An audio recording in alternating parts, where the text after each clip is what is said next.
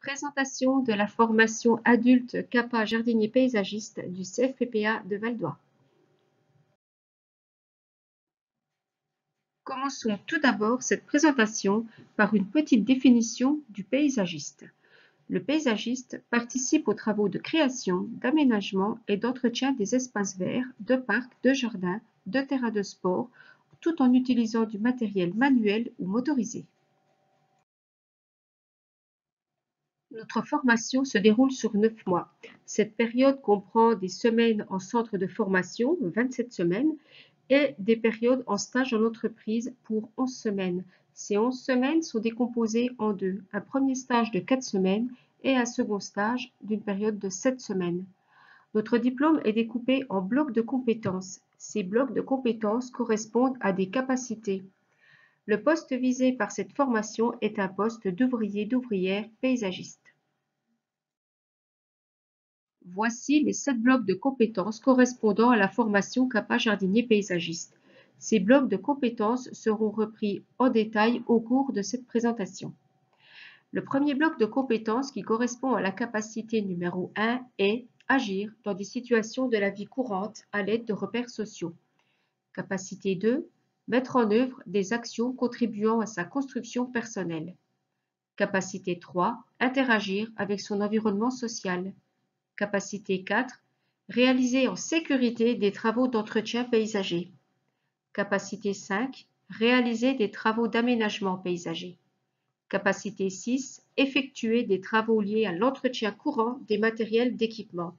La dernière capacité correspond à ce qu'on appelle l'UCAR, Unité capitalisable d'adaptation régionale à l'emploi. Ce sont des compétences qui sont demandées par la profession au niveau régional. Voici donc le détail des 3 premiers blocs de compétences correspondant aux 3 capacités générales du CAPA-JP. Tout d'abord, dans le bloc de compétences numéro 1, nous retrouvons des calculs professionnels.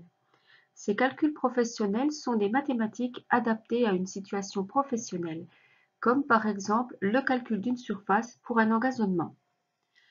L'utilisation d'outils numériques correspond à l'utilisation d'Internet, d'un traitement de texte, l'utilisation d'une messagerie électronique. Nous retrouvons ici de la communication écrite et orale, toujours adaptée à une situation professionnelle.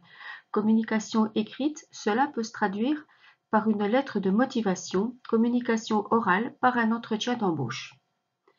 Le bloc de compétences numéro 2 correspond à un projet. Un projet est proposé aux stagiaires en lien avec les espaces verts, comme par exemple l'embellissement d'un jardin. Le stagiaire doit réaliser une œuvre de son choix en lien avec ce thème, comme la création d'un nichoir, d'un hôtel à insectes. Technique de recherche d'emploi, il s'agit de trouver des offres d'emploi, de les analyser, de les trier, de les sélectionner et d'aller jusqu'au bout, c'est-à-dire l'entretien d'embauche. SST, sauveteur secouriste du travail, vous permet de donner les premiers soins en cas d'urgence.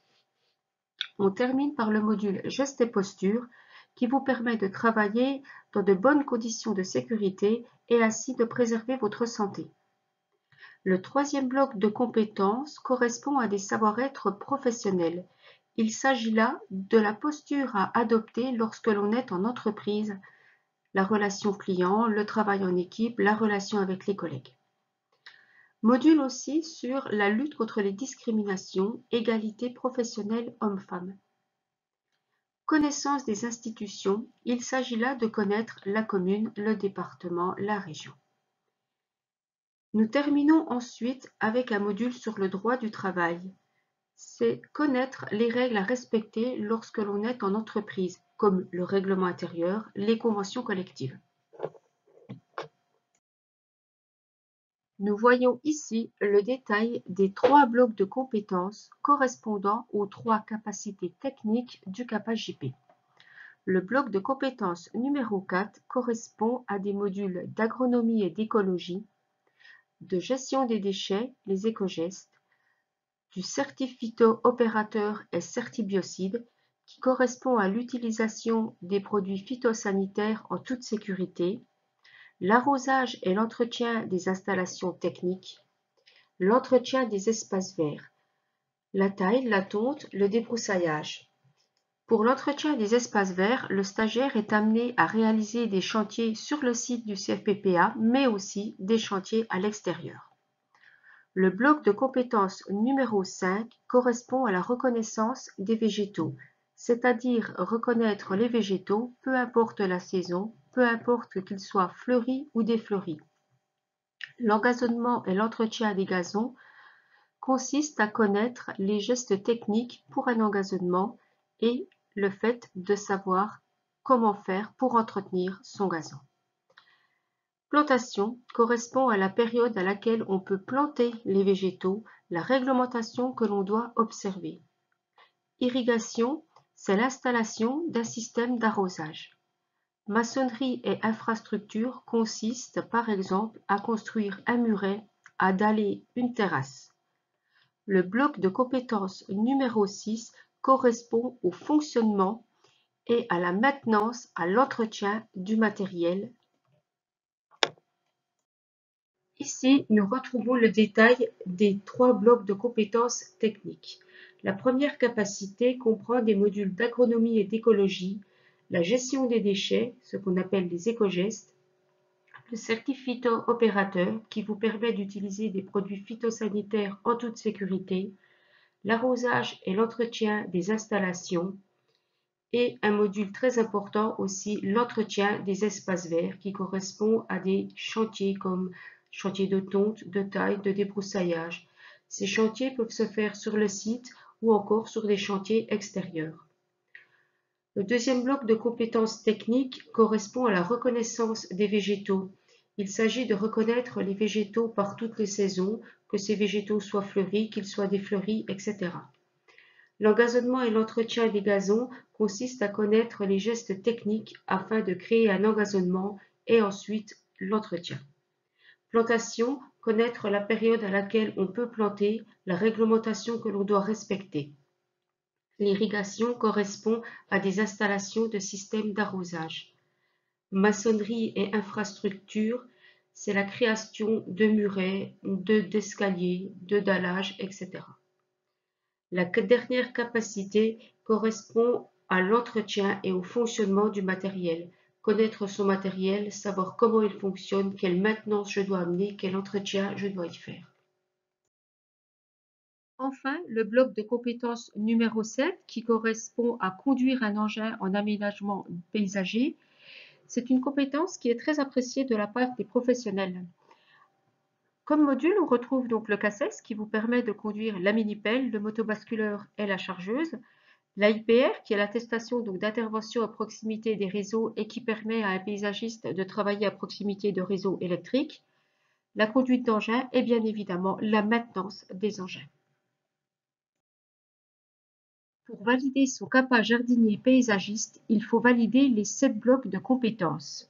Ces compétences sont évaluées lors de mise en situation professionnelle. Si toutefois les 7 blocs ne sont pas validés, le stagiaire a la possibilité de se représenter durant 5 ans pour les unités capitalisables qui lui manquent. Tout au long de notre formation, des plus vous sont proposés. Ces atouts sont tout particulièrement appréciés par la profession. Il s'agit tout d'abord du SAP, Certificat de compétences relationnelles, qui vous permet de travailler dans le service à la personne tout en restant dans le domaine du paysage. Le certificat opérateur, qui vous permet d'utiliser des produits phytosanitaires en toute sécurité. Le SST, qui est le certificat sauveteur secouriste du travail, qui vous permet de donner les premiers soins en cas d'urgence. D'autres plus vous sont proposés cette fois dans le domaine purement technique. Il s'agit du permis remorque B96 qui nécessite d'avoir le permis B. Il correspond à l'attelage d'une remorque dont le PTAC est compris entre 750 et 3500 kg. La somme des PTAC véhicule tracteur plus remorque est compris entre 3500 et 4250 kg. Ce permis remorque B96 correspond à une formation de 7 heures. Le CACES AR482 vous est aussi proposé. Il s'agit du certificat d'aptitude à la conduite en sécurité pour des engins inférieurs à 6 tonnes, mini-pelles, motobasculeurs, mini-chargeuses, etc. L'AIPR correspond à l'autorisation d'intervention à proximité des réseaux, profil opérateur. Il correspond à une autorisation obligatoire pour travailler à proximité des réseaux aériens et souterrains. La formation CAPA jardinier paysagiste se compose de périodes en centre de formation et de périodes en stage entreprise. Tout d'abord, nous commençons en centre de formation du 14 septembre au 16 octobre, soit pour une période de 5 semaines. Le premier stage débute du 19 octobre jusqu'au 13 novembre, soit une période de 4 semaines. Nous revenons en centre du 16 novembre au 18 décembre pour une période de 5 semaines, suivie de 2 semaines de congé du 21 décembre au 1er janvier. Nous commençons l'année 2021 par une période en centre de formation du 4 janvier au 26 mars, donc 12 semaines. Arrive ensuite le deuxième stage du 29 mars au 14 mai pour une période de 7 semaines. Nous terminons notre formation en centre du 17 mai au 18 juin, soit une période de 5 semaines. Différents lieux de stage sont possibles. Le stage peut être réalisé au sein d'entreprises privées, comme chez un paysagiste, comme une entreprise d'insertion. Le stage peut aussi être réalisé dans des collectivités, une commune par exemple, une communauté de communes. Attention toutefois à s'assurer qu'il y ait un service espace vert. Le stage peut être réalisé dans des jardins remarquables, ouverts au public, des monuments ouverts au public, comme par exemple la Saline royale d'Arc-et-Senans ou encore le jardin de Berchigrange. D'autres lieux de stage sont possibles, les terrains sportifs, les complexes de loisirs. En exemple, on peut citer des golfs, des terrains de camping, des parcs de loisirs. Les stages à l'étranger sont possibles aussi. Attention toutefois à s'y prendre relativement tôt car les démarches sont longues ainsi que les délais de réponse. Les périodes de stage en entreprise sont évidemment encadrées. Tout d'abord, la recherche de stage est à l'initiative du stagiaire. Si celui-ci n'a pas trouvé de stage, le responsable de formation lui viendra alors en aide. Une fois le stage trouvé, une convention en triple exemplaire sera établie. Ces 3 conventions devront être signées avant le départ en stage et un suivi en entreprise sera effectué par le responsable de formation. Sur cette diapositive, vous pouvez voir des photos de chantiers extérieurs réalisés par les formations adultes du CFPPA de Val-d'Oie. Si vous avez besoin d'informations complémentaires, n'hésitez surtout pas à nous contacter, nous sommes à votre disposition.